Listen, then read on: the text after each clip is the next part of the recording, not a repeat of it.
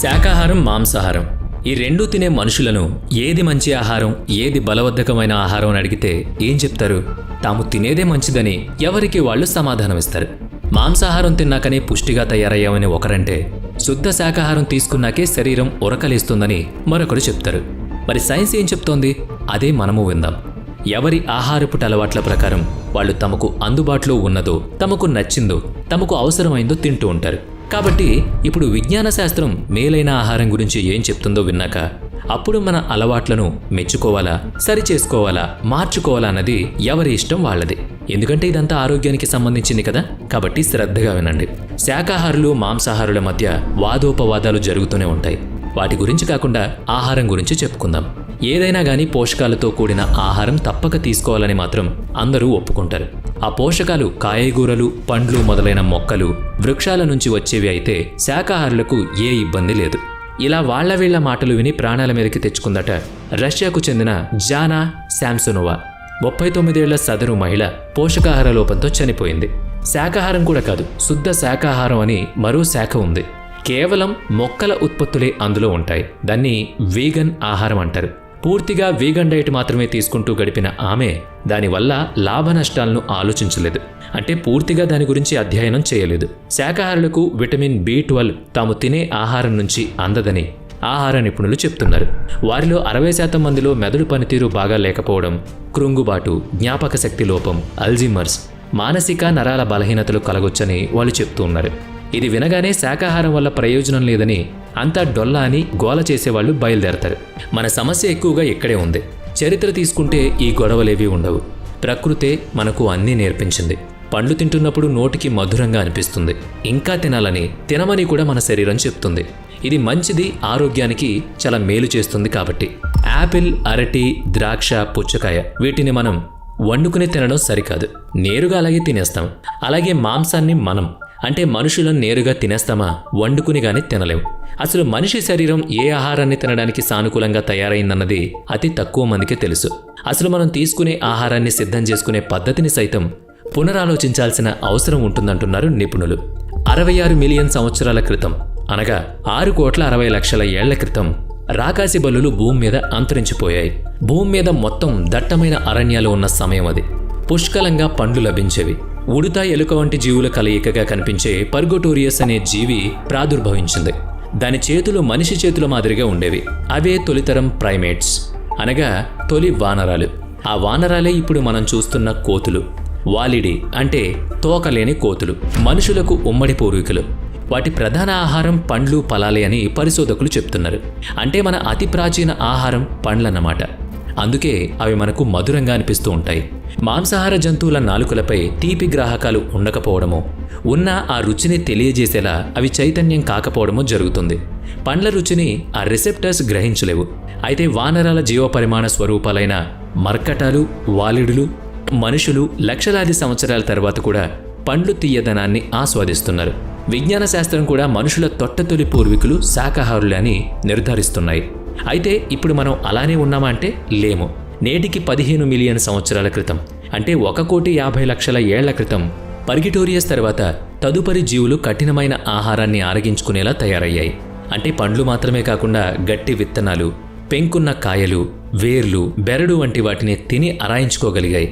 మొదటి ఆధునిక మానవుడి మొట్టమొదటి పూర్వీకుడైన సహాలాంథ్రోపస్, షాడెనిన్స్, ఆస్ట్రలోపిథికస్ ప్రజాతులు గట్టి విత్తనాల ఆహారాన్ని తిన్న ఆనవాళ్లున్నాయని శాస్త్రవేత్తలు చెబుతున్నారు. ఆపై హోమోస్పేషియస్ జాతులు అభివృద్ధి చెందాయి.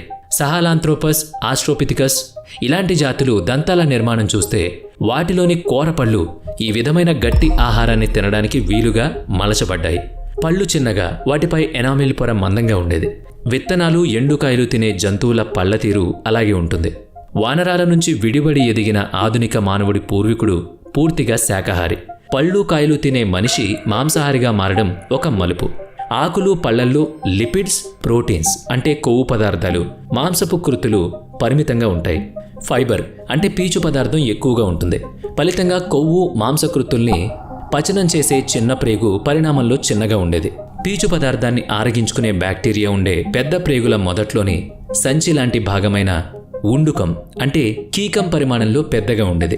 విత్తనాలు కాయలు తినడం మొదలుపెట్టిన తర్వాత వాటిలో పీచు పదార్థాన్ని తక్కువగాను, కొవ్వు మాంసపు కృత్తుల్ని ఎక్కువగాను ఉంచుకోసాగింది. అలాంటి ఆహారాన్ని పచనం చేసుకునేందుకు వీలుగా చిన్న పేగులు పరిమాణంలో పెద్దగా ఎదిగాయి. ఆ పరిమాణంలో కీకిం అనగా ఉండుకం కుదించుకుపోయింది. కొవ్వులు మాంసపు కృతులు ఉండే విత్తనాలు కాయలు ఆరగించుకునే క్రమంలో శరీర నిర్మాణ సంబంధమైన మార్పులు మొదలయ్యాయి. అంటే మనిషి ఆ కాలంలో మార్పులు కలగసాగాడన్నమాట. అలా అన్నవాహికలో కడుపు తర్వాత ఉండే ప్రేగు భాగం శాకాహారంతో పాటుగా కొంతవరకు మాంసాహారాన్ని సైతం జీర్ణం చేసుకునేలా పరిణామం చెందింది. ఇక్కడ ఒక విషయాన్ని గమనించండి. మాంసాహారాన్ని తిని ఆరగించుకునే శక్తిని పొందడం, ఏకంగా ఒక జంతువునే తన ఆహారంగా తీసుకోవడం రెండూ వేర్వేరు విషయాలు. అంటే ఏవో కారణాల రీత్యా ఆధునిక మానవుడి పూర్వీకుడు జంతువుల్ని తినడానికి ప్రేరేపించబడ్డాడన్నమాట.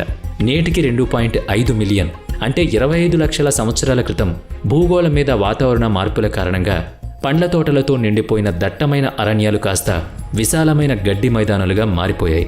ప్రతి ఏటా జనవరి ఏప్రిల్ నెలల మధ్య వాతావరణం పొడిగా ఉండేది. ఆనాటి మానవ పూర్వీకులు ఆ సమయంలో వేటాడేవారు కాదు. తక్కువ పోషకాలుండే మొక్కలు ఆకులు తిని కడుపు నింపుకునేవారు. ఆస్ట్రలోపిథికస్ జాతికి చెందిన సదరు రోబస్ట్ ఆస్ట్రలోపిథిస్ మానవ జాతి క్రమంగా అంతరించిపోయింది. అయితే ఆస్ట్రలోపిథిస్లోని మరో జాతి వాళ్ళు ఆహారం దొరకని రోజుల్లో చనిపోయిన జంతు కళేబరాల్ని, పురుగులు కీటకాలను తినడం అలవాటు చేసుకున్నారు.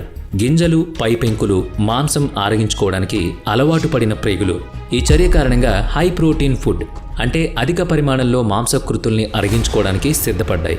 అలా అధిక శాతం మాంసకృతులు ఉండే ఆహారాన్ని తీసుకోవడానికి అలవాటు పడిన కొన్ని ఆస్ట్రలోపిథికస్ జాతులు చురుకైన మెదడు కలిగిన హోమోసెపియన్స్గా పరిణామం చెందాయి. ఆనాడు వృద్ధి చెందిన మెదడు చురుకుదనమే ఇప్పటి ఆధునిక మానవుడిలోనూ నిలిచింది. సాంప్రదాయాలు, ఆచారాలు పేరిట మాంసాహారాన్ని తినడం మానేస్తున్న మనకు అటువంటి భావాల్ని కలిగించింది మాంసాహారం తిని పెరిగిన ఆనాటి మెదడి అని అంటున్నారు నిపుణులు. తమాషాగా ఉంది కదూ. సైన్స్ సంగతులు సరికొత్తగానే అనిపిస్తుంటాయి. మరి మాంసాహారాన్ని అలవాటు పడిన మనిషి పదునైన రాళ్లతో వేటాడ్డాన్ని నేర్చుకున్నాడు. అలాంటి తెలివిని అతడికి కలిగించింది మాంసాహారమేనని అంటున్నారు. అందుకు కారణం కూడా ఉంది. మనిషి దంతాలు గట్టి పచ్చి మాంసాన్ని చీల్చుకుని తినేంతగా ఎదగలేదు. కనుకనే పదునైన రాతి ములుకలతోనే మాంసాన్ని చీల్చి ముక్కలు చేసి తినేవాడని శాస్త్రవేత్తలు వివరిస్తున్నారు. ఇంతవరకు అర్థమైంది కదా. అయితే పులి, సింహంలాగా మానవుడు పూర్తి మాంసాహారిగా మారిపోయి ఉండొచ్చు కదా. అలా ఎందుకు జరగలేదనే సంశయం ఉంటుంది కదా. దానికి ఒక కారణం ఉంది. ఏ ఇతర జీవులు చేయలేని విధంగా మనిషి ఆహారాన్ని నిప్పుల్లో కాల్చుకుని తింటాడు. అలాగే తిన్నాడు ఆది మానవుడు. ఆ క్రమంలో పచ్చి మాంసాన్ని తిని ఆరగించుకోవాల్సిన విధానం, మానవుడి జీర్ణ వ్యవస్థ మారిపోవాల్సిన అవసరం ఏర్పడలేదు. కాల్చి ఉడికించి తినడానికి మానవుడు అలవాటు పడ్డాక అతని జీర్ణ వ్యవస్థ అందుకు తగ్గట్టుగానే పరిణామం చెందింది. ఇప్పుడు పచ్చి మాంసాన్ని నోటబెట్టిన ముఖం చిట్లిస్తాడు ఆధునిక మానవుడు. ఎందుకంటే ఆ పచ్చిదనం మనిషికి రుచించట్లేదు. అదే సమయంలో ఉడికించిన మాంసాహారాన్ని లొట్టలేసుకుంటూ మహాప్రీతిగా తింటాడు. ఇప్పుడు నిష్పక్షపాతంగా ఒక మాట చెప్పుకుందాం. మానవుడు పూర్తిగా శాకాహారి కాదు, అలాగని పూర్తిగా మాంసాహారి కాదు. జీవ పరిణామంలో శాకాహార మాంసాహారాలను అలవాటు చేసుకున్నాడు తప్ప అతని శరీరం కేవలం ఏదో ఒక దానికోసమే కట్టుబడలేదు. మాల్ఫాలజీ ప్రకారం, అంటే శరీర నిర్మాణ శాస్త్రం ప్రకారం, మానవుడు 2 రకాల ఆహార పదార్థాలను తింటాడు. సమతుల ఆహారాన్ని తినడం కోసం 2 రకాల ఆహారాలను మానవుడు అలవాటు చేసుకున్నాడు. ఇదంతా మానవ వికాస చరిత్ర, విజ్ఞానం. మరి మానవునికి శాకాహారం మాంసాహారాల్లో ఏది ఉత్తమం అనే ప్రశ్న ఉదయిస్తుంది కనుక దాన్ని గురించి తెలుసుకోవాలి. శాకాహారం మాంసాహారాల ఉత్పత్తి గుణాల నిర్ణయం కోసం కొన్ని ప్రమాణాలు పరిశీలిద్దాం. మొదటిది శక్తి, స్ట్రెంగ్త్. మనిషి బలంగా ఉండడానికి తినదగిన ఆహారం ఏంటన్నది చూస్తే 19వ శతాబ్దపు German body builder, father of modern body builder అని అనిపించుకుంటున్న యుజీన్ శాండో కండలు పెరగడానికి శక్తి కోసం మాంసం, గుడ్లు, పాలు వంటి అధిక మాంసపు కృతులు ఉండే మాంసాహార పదార్థాలను బాగా తినేవాడు.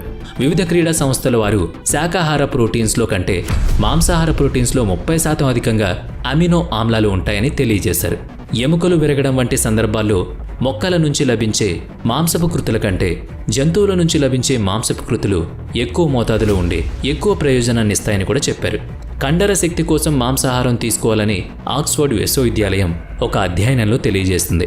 కండర శక్తి కంటే ఎముకల దృఢత్వం మరింత ముఖ్యమేమో అనే కోణంలో అధ్యయనం జరిగింది. ఎంత కండున్న మనిషి అయినా కానీ ఎముకల బలం లేకపోతే బరువులు మోయలేడని అంటారు. అంటే బోన్స్ డైట్ అంటే ప్రత్యేకంగా మళ్ళీ ఏముంటుంది చెప్పండి, చూద్దాం. ఎముకల్లో ఉండేది కాల్షియం. అది తగ్గితే ఆస్టియోపోరోసిస్ ఏర్పడి ఎముకలు పెళుసుగా మారి సులభంగా విరిగిపోతాయి. కొద్దిపాటి బరువులు మోయడం కూడా సాధ్యపడదు.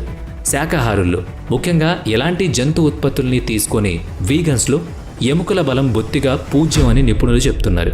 రోజుకు 1000 నుంచి 1200 మిల్లీగ్రాముల కాల్షియం తీసుకోవాల్సిన మనిషి వీగన్ డైట్ మూలంగా 500 నుంచి 700 మిల్లీగ్రాములు తీసుకుంటున్నాడంటే కష్టమే కదా. మరి పూర్వకాలంలో 2000 ఏళ్ల క్రితం రోమన్ గ్లాడియేటర్స్కి ఖచ్చితమైన కొలతతో కూడిన శాకాహారం ఇచ్చేవారు.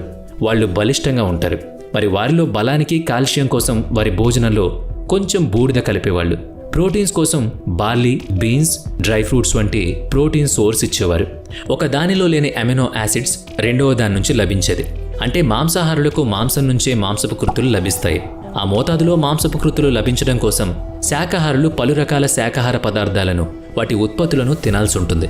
కాబట్టి శాకాహారులు సదరు వివరాలు తెలుసుకుని అందుకు తగ్గట్టుగా సమీకృత ఆహారాన్ని తీసుకోవాలి. వీగన్ డైట్ మంచిది అనుకోవడంతో సరిపోదు. అందులో భావోద్వేగాన్ని ఇమర్చడం కంటే ఎక్కువగా పోషకాలుండే పలు రకాల ఆహారాన్ని తీసుకోవాల్సి ఉంటుందని తెలుసుకోవాలి. అప్పుడే తగినంత బలం లభిస్తుంది. శాకాహార మాంసాహారుల ఉత్తమ గుణాల ప్రమాణాల్లో రెండవది సామర్థ్యం, పర్ఫార్మెన్స్, ఓర్పు, శరీర పుష్టి అన్నమాట. స్కాట్ జురెక్ అనే అమెరికన్ అల్ట్రా మారథాన్ రన్నర్ తన విజయాలను రాసిన పుస్తకంలో తను ప్లాంట్ బేస్డ్ డైట్ తీసుకోవడం మూలంగానే ఇన్ని విజయాలు అందుకోగలిగానని చెప్పాడు. మెక్సికోలోని గిరిజనులు పెద్ద పెద్ద దూరాలకు సైతం పరుగు పెడుతూనే వెళుతూ ఉంటారు.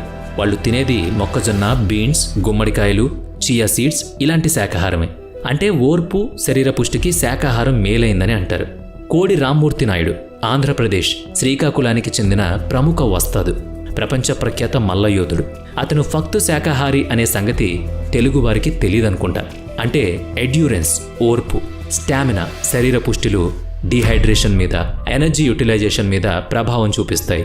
శరీరంలో ప్రోటీన్స్ బాగా నిండినప్పుడు అధిక మోతాదు యూరియాగా తయారవుతాయి. ఆ యూరియా బయటకు పోవాలంటే ఎక్కువగా నీళ్లు తాగాలి. మాంసాహారంలో హై ప్రోటీన్ ఉంటుంది కనుక అది శరీరంలోని ఎక్కువ నీటి శాతాన్ని వినియోగించుకుంటుంది.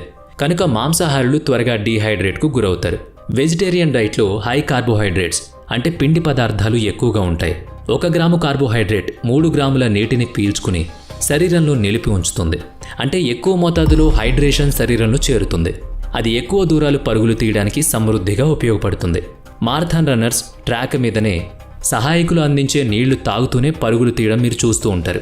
అదిగో ఇదే కారణం. మరి ఎనర్జీ ఎఫిషియన్సీ సంగతి ఏంటి అంటే స్టామినా, అంటే శరీర పుష్టితో ఆగకుండా పరుగులు తీసేది గుర్రం. చాలా వేగంగా పరిగెత్తే చిరుతపులి కూడా ఎక్కువ దూరాల వరకు అంతే వేగంగా పరిగెత్తుంది. మాంసాహార జంతువులు తమలోని క్రొవ్వును శక్తిగా మార్చుకుంటాయి, పిండి పదార్థాల్ని కాదు. అనగా ఫ్యాట్స్ నెమ్మదిగా శక్తినిస్తాయి. కార్బోహైడ్రేట్స్లోని గ్లూకోజ్, ఫ్రక్టోజ్లు శరీరానికి నిలకడగా శక్తిని అందిస్తూ రక్తంలో చక్కెరలను, కాలియంలో గ్లైకెన్ను విడుదల చేస్తూ ఉంటాయి. శాకాహారుల్లో ఇదో మంచి వరం. మాంసాహారుల్లో నిల్వ ఉండే కొవ్వు, మాంసపు కృతులు వెంటనే శక్తిగా మారలేవు. కాబట్టి అవి కండర శక్తి మీదనే వేటాడుతూ ఉంటాయి. కాబట్టి సామర్థ్యం విషయంలో, అంటే శరీర పుష్టి విషయంలో శాకాహారులు అన్ని విధాలా ఉత్తమం. శాకాహార మాంసాహారుల ఉత్తమ గుణాల ప్రమాణాల్లో మూడవది మేధా వికాసం, కాగ్నిటివ్ ఫంక్షన్. బ్రెయిన్ పవర్ని వృద్ధి చేసింది మాంసాహారమే అని చెప్పుకున్నాం. మాంసపు కృతులు ఉండే ఆహారాన్ని తీసుకోవడానికి అలవాటు పడిన కొన్ని ఆస్ట్రలోపిథీస్ జాతులు చురుకైన మెదడును కలిగి హోమోసెపియన్స్గా పరిణామం చెందాయని చెప్పుకున్నాం కదా. వీగన్ డైట్ తీసుకునే వారిలో విటమిన్ B12 లోపం ఉందని కూడా చెప్పుకున్నాం. మనిషిలో జన్యు నిర్మాణంలో ప్రత్యేకత కారణంగా DNA నిర్మాణంలో మార్పు లేకుండా ప్రతి ఒక్క అవయవాన్ని బట్టి వాటిలోని జన్యువులను చురుగ్గా చేయడం, కొన్నిటిని చైతన్యరహితం చేయడం జరుగుతుంది. అనగా DNA మెథైలేషన్ అనే ప్రత్యేక మెకానిజం కారణంగా కొన్ని రకాల చైతన్యరహిత జన్యువుల్లో చైతన్యం కలగడం, కొన్ని ప్రాధాన్యత కలిగిన జన్యువులు చైతన్యరహితం కావడం జరుగుతుంది. విటమిన్ B12 సదరు DNA మిథైలేషన్లో ముఖ్యమైన పాత్రను పోషిస్తుంది. మెదడు అనుక్షణం హార్మోన్లను, న్యూరో ట్రాన్స్మిటర్లను విడుదల చేస్తూ ఉంటుంది. అందుకోసం పలు జన్యువుల ప్రవర్తనలను నియంత్రించాల్సి ఉంటుంది. విటమిన్ B12 లోపించడం వల్ల మెదడు, హార్మోన్లు, నాడీ సంబంధ కణజాలాల పనితనం చతికిలబడుతుంది. కనుకనే మానసికమైన, నాడీ సంబంధమైన లోపాలు ఏర్పడతాయి. ఆ లోపాల నివారణ కోసం విటమిన్ B12 సప్లిమెంట్స్ తీసుకోవచ్చు, కానీ సహజ పద్ధతుల్లోనే తీసుకోవాలంటే ఏం చేయాలి? అందుకు మాంసాహారం తీసుకోవాలని ఆహార నిపుణులు చెప్తున్నారు. శాకాహార మాంసాహారుల ఉత్తమ గుణాల ప్రమాణాల్లో నాలుగవది రోగాలు, దీర్ఘాయుషు, డిసీజెస్, లాంజివిటీని పేర్కొంటున్నారు. మనం నిష్పక్షపాతంగా మాట్లాడుకుందామనుకున్నాం కనుక శాకాహార మాంసాహారుల్లో ఎవరు ఎక్కువ కాలం ఆరోగ్యంతో జీవిస్తారనేదే ప్రామాణికం. ఇది నిర్ణయించడం కష్టమే. 2 రకాల ఆహారపు అలవాట్లలోనూ ఇతమిద్ధంగా ఏం తేలలేదు. ఇరువురు సమాన జీవితకాలాలే జీవిస్తారని శాస్త్రవేత్తలు చెబుతున్నారు. అయితే రోగాల కారణంగా మరణాలు ఎక్కువగా ఉండొచ్చు. గుండెపోటు, క్యాన్సర్ లేదా ఇతర జీవనశైలి రోగాలు మనిషిని త్వరగా లోకం నుంచి తరిమేస్తాయి. శాకాహారుల్లో గుండె సంబంధ వ్యాధుల మూలంగా సంభవించే మరణాల శాతం మాంసాహారులతో పోలిస్తే 24% తక్కువ అని తేలింది. మళ్ళీ అందులో కూడా మతలబుంది. కేవలం చేపలు తినేవారితో పోలిస్తే వారిలో గుండె సంబంధ మరణాలు శాకాహారుల కంటే 10% తక్కువ. రెడ్ మీట్ తినేవారిలో మాత్రం ఎక్కువ. కాబట్టి ఫలానాది తింటే గుండె సంబంధ జబ్బులు తగ్గుతాయని చెప్పలేం. తినే ఆహారం తీరు మీద అది ఆధారపడి ఉంటుంది.